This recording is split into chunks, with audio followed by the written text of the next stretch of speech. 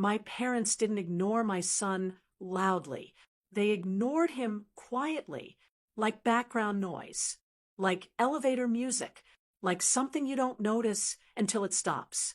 It was my grandmother's 75th birthday, a big dinner in Manhattan, private room, crystal glasses.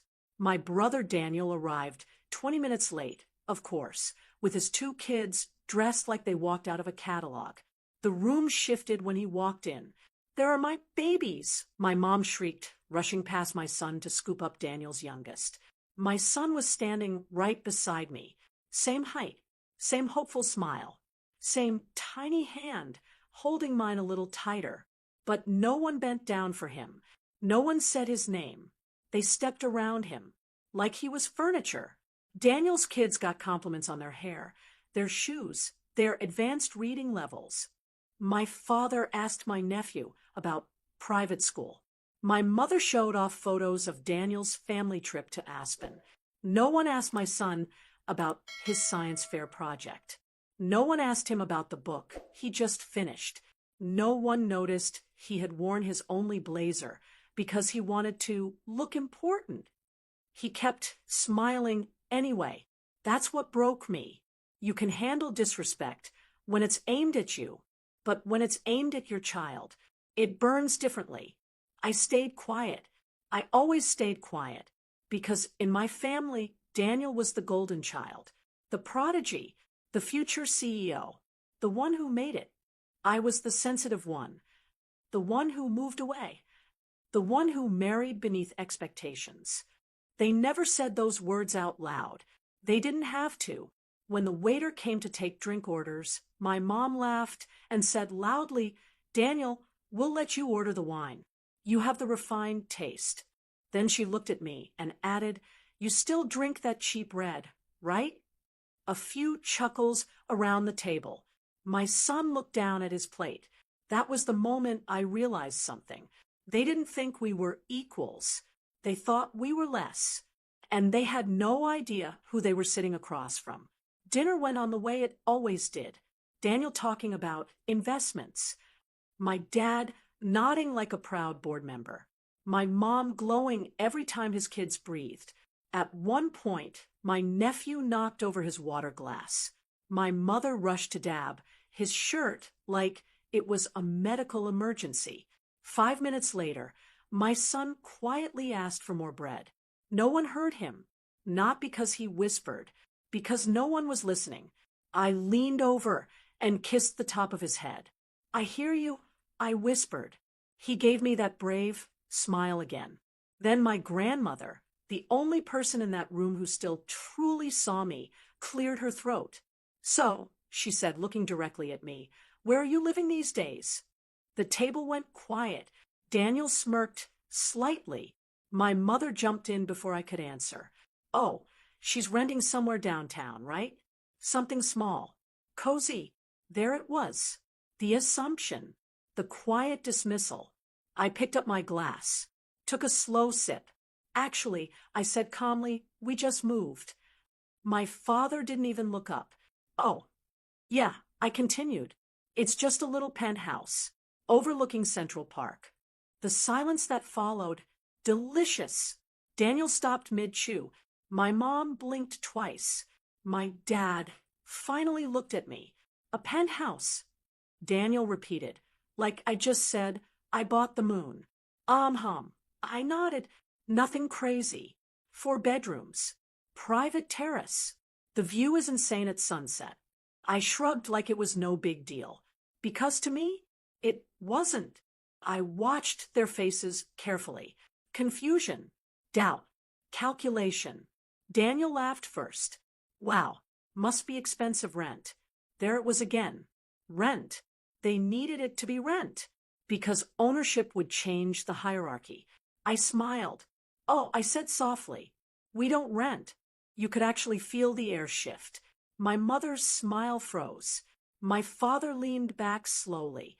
And Daniel looked at me the way people look at a magic trick they can't figure out. "How?" he asked. Not congratulations. Not wow. Just how. I leaned back in my chair. Work, I said simply. What I didn't say was this. While they were busy applauding Daniel's risky startup, I was building something real. While they were busy funding his image, I was funding assets. While they were busy ignoring my son, I was building his future. My grandmother smiled faintly. I'd love to see it, she said. I held her gaze. You should, I replied. And across the table, for the first time in my adult life, Daniel didn't look superior. He looked nervous. And that was just the beginning. Fire. 3 days later, my mother called, not to apologize, not to ask how we were. She wanted the address. Her voice was too casual. Oh, your father and I were thinking maybe we could stop by Sunday just to see the place. Of course. Curiosity is louder than pride. Sure, I said, come around for. She hesitated. Daniel might come too. I smiled to myself. I figured. Sunday arrived cold and bright, the kind of crisp New York afternoon that makes the skyline look sharp enough to cut glass. My son stood by the window, watching Central Park below. Are they really coming here? He asked quietly. Yeah, I said, fixing his collar. And this time, they'll see you. At exactly 4:12 p.m., the doorman buzzed up. Yes, ma'am, he said through the intercom. Your guests have arrived. Guests. I like the sound of that. The elevator ride to the penthouse takes 40 seconds, long enough for doubt to grow, long enough for Daniel to replay our dinner conversation in his head. When the doors opened, I watched their faces through the security monitor. Confusion first, then realization. The marble floors, the floor-to-ceiling windows, the terrace stretching toward the park, the quiet kind of luxury that doesn't scream. It hums. The door opened. My mother stepped inside, like she'd walked into a museum. Oh, she breathed. My father didn't say anything. He just looked around slowly. Daniel walked in last. He didn't smile. He scanned, calculated, measured. My mom started, but she couldn't finish the sentence. Home, I said calmly. My son came running down the hallway, not shy, not invisible, confident. Grandma, look, you can see the whole park from my room. She blinked at him like she was seeing him for the first time. That's wonderful, she said softly. Daniel walked toward the windows. You bought this? He asked. Yes. No mortgage? I tilted my head slightly. Does it matter? He didn't answer. We gave them the tour. Custom kitchen, private study, terrace garden. But the part that made Daniel's jaw tighten, the office. On the wall was a framed article from Forbes. My company's feature. My name in bold. My father stepped closer to read it. You're the majority owner? He said slowly. Yes. Silence again. The same silence from dinner. But this time it was heavier, because now there was proof. Part 4. The call. We moved back to the living room. Coffee was served by someone who worked for me. My mother kept touching things lightly, like they might disappear. Daniel stayed standing. I didn't know your little consulting thing turned into this, he said carefully. Little. Even now. I smiled. It scaled. My father cleared his throat. Daniel's company is going through a temporary liquidity issue, he said suddenly. Ah, there it is. The real reason for the visit. I said nothing. Daniel finally sat down, leaned forward. We're closing a funding round, he said. Short-term gap. Nothing serious. I looked at him steadily, because I knew something he didn't. 6 months ago, when his company started bleeding investors, I was the one who quietly bought a significant portion of their debt through a holding firm. He never checked who was behind it. He assumed it was just another faceless investor. He assumed wrong. I might be able to help, I said lightly. My mother's head snapped toward me. Daniel's eyes narrowed. What do you mean? He asked. I picked up my phone. dialed a number, put it on speaker. "Hi, Mark," I said calmly when he answered. "Yes, go ahead and initiate the review on the Anderson Tech file. Full restructuring option." Daniel's face went pale. He stopped. "Yes," I said softly. "It is." The room went so quiet I could hear the hum of the heating system. My father looked between us. "What is she talking about?" Daniel stared at me like he was seeing a stranger. "You own that debt?" he asked slowly. "I own a controlling portion," I corrected. My son was sitting beside me, watching everything, not confused, not ignored, watching. "I could call it in," I said calmly. "Legally, today." My mother whispered, "You wouldn't." I turned to her. "You didn't notice my son asking for bread?" Her eyes filled instantly. "You didn't notice when he wore his blazer?" Silence. I looked back at Daniel. "But I won't," I continued evenly, "because this isn't about destroying you." He swallowed. "It's about understanding something." I stood up, walked to my son, put my hand on his shoulder. "You don't get to treat us like background noise," I said quietly. "Not in my life, not in my business, not anymore." Daniel's voice cracked slightly. "What do you want?" "Respect." But I didn't say that. Instead, I looked at my son and smiled. "What I want," I said softly, "is very simple. You will never overlook him again." No one argued. No one laughed. And for the first time in our family history, the power didn't belong to the golden child. It belonged to the one they underestimated. No one spoke for a full 10 seconds after I said it. "You will never overlook him again." It wasn't loud. It wasn't dramatic. But it landed. Daniel leaned back slowly, like the air had been knocked out of him. For the first time in his life, he wasn't the one holding leverage.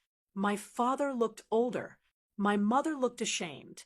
And my son, he looked at me like I had just moved a mountain. Daniel finally cleared his throat. "You'd really collapse my company over this?" I tilted my head slightly. "Over what?" He hesitated. He couldn't say it. "Over disrespect. Over favoritism. Over years of being treated like I was second tier." "It's just family dynamics," he muttered. That word, just. "It's not just anything," I replied calmly. "You built a narrative where I was less, where my child was less, and you were comfortable there." Silence again. My father rubbed his temples. "We never meant to make you feel that way. I didn't raise my voice. You didn't have to mean it. You did it." My mother finally turned to my son. "Sweetheart, I'm sorry if we ever." He didn't look angry. He didn't look sad. He looked confused. "Why don't you ever ask me about school?" he asked quietly. That question hit harder than anything I said, because it was simple and true. My mother covered her mouth. Daniel looked away, and something shifted in that room. Not power, perspective. For the first time, they weren't defending themselves. They were seeing themselves. Daniel stood up abruptly, walked toward the window. His reflection stared back at him in the glass, smaller somehow. "You bought the debt through a shell company," he said slowly. "You planned this." I let out a soft breath. "No," I said, "I planned my success." There's a difference. I didn't build my life to destroy his. I built it because I refused to stay small. He turned around. "You could ruin me." "Yes." That honesty scared him more than anger would have. "But I won't," I continued, "because I don't need revenge to win." That's the thing about real power. You don't have to use it. You just have to let people know you can. My father looked at me differently now, not dismissive, not patronizing, curious. "How long?" he asked quietly. "How long have you been this successful?" "Long enough," I answered, while they were applauding Daniel's flashy funding rounds. I was buying assets. while they were reposting his magazine mentions. I was negotiating equity. While they were telling me I was brave for working, I was building something that didn't need their validation. Daniel ran a hand through his hair. Why didn't you tell us? I gave a small, almost sad smile. Would you have listened? He didn't respond, because he knew the answer. No, they only listened when the room forced them to. My son walked over to the window, beside his uncle. You can see the boats from here, he said softly. Daniel looked down at him, really looked at him. What grade are you in? He asked. My son hesitated. Fourth. Daniel nodded slowly. That's cool. It was awkward, unnatural, but it was the first genuine attempt I'd ever seen. Growth doesn't look cinematic. It looks uncomfortable. After an hour, my parents prepared to leave. My mother hugged my son tightly this time, too tightly. I want to come to your next school event, she said. He glanced at me. I nodded once. We'll see, he replied politely. Boundaries. Even at 9, he understood them now. My father stood in front of me near the door. I underestimated you, he said quietly. I didn't gloat. I know. Daniel lingered behind them. When we were alone for a second, he spoke. You always had to prove something, he said. No, I corrected gently. I just stopped trying to prove it to you. That difference, that's freedom. He looked around one last time. I thought I was ahead, he admitted. You were loud, I said. I was patient. Another silence, but this one wasn't hostile. It was humbling. As they stepped into the elevator, Daniel turned back slightly. You're not calling the dead in? I met his eyes. No. Relief washed over his face instantly. But understand something, I added calmly. This isn't a favor. It's a choice. The door's closed. And just like that, the golden child myth shattered. Not because I screamed, not because I destroyed him, but because I didn't need to. When the apartment was quiet again, my son walked over and wrapped his arms around my waist. You're really powerful, he said softly. I knelt down to his level. No, I whispered. I'm just prepared. He thought about that. Were you mad? He asked. Yes, I admitted. But I didn't let anger decide my future. That's the part people don't understand about revenge. The best revenge isn't destruction. It's elevation. It's becoming so undeniable that disrespect looks ridiculous. That night, as the sun set over Central Park, the city glowing gold beneath us, my phone buzzed. A message from my mother. We're proud of you. I stared at it for a long moment. Then I put the phone down because I didn't need it anymore. Validation feels different when you've outgrown the people who withheld it. I walked out onto the terrace with my son. The wind was cool. The skyline endless. They won't ignore you again, I said quietly.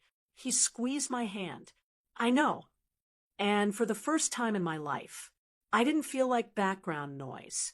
I felt like the main story.